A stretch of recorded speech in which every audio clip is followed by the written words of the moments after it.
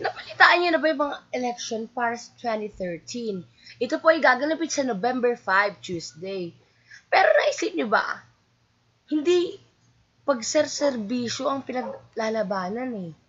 Ano nga ba? Posisyon.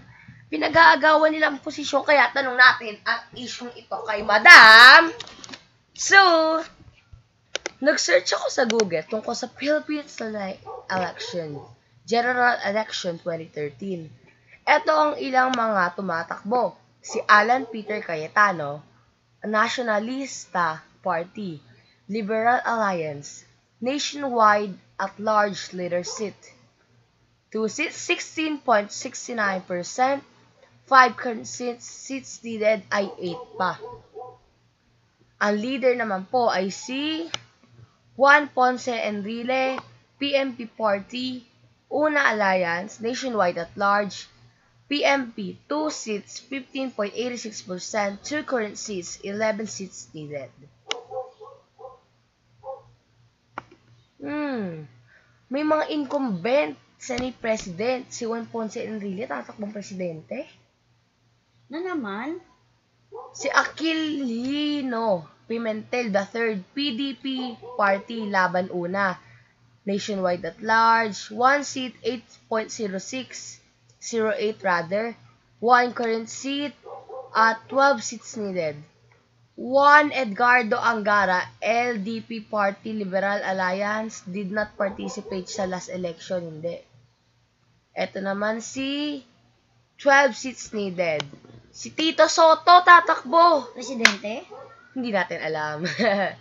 NPC Party Liberal Alliance.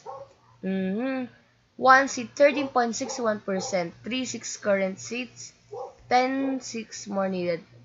Yan. At marami pang iba. Kung sino-sino pa. Yun na eh. Hindi na natin babanggitin yung iba. Opo.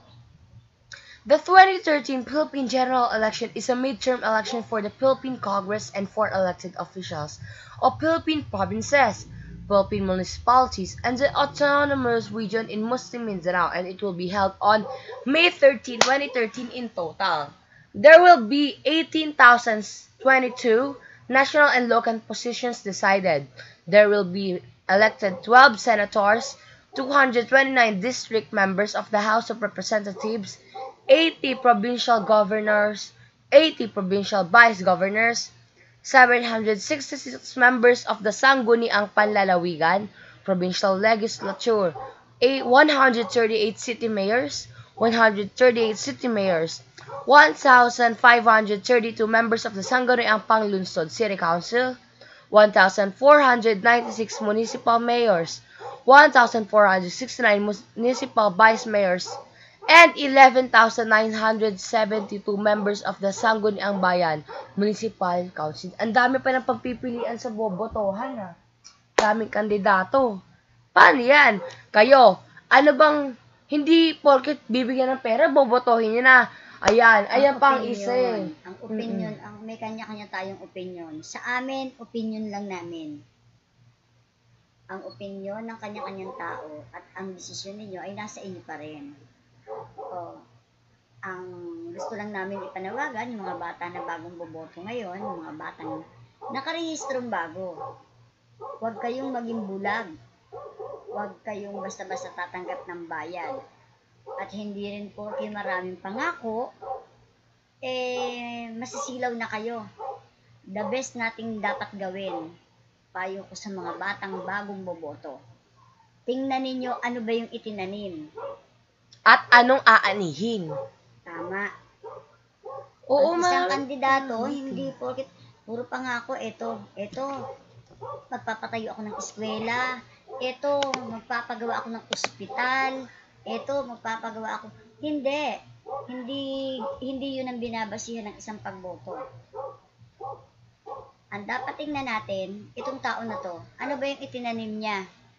Nagsimula siya sa konsehal, nagsimula siya sa mayor, nagsimula siya sa congressman, ang lahi nila, ano yung pamilyang pinagmulan.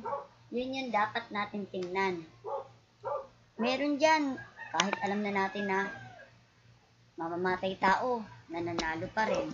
Eto, hindi nga siya mamamatay tao. Marami namang galamay na pumapatay ng tao. Iboboto natin.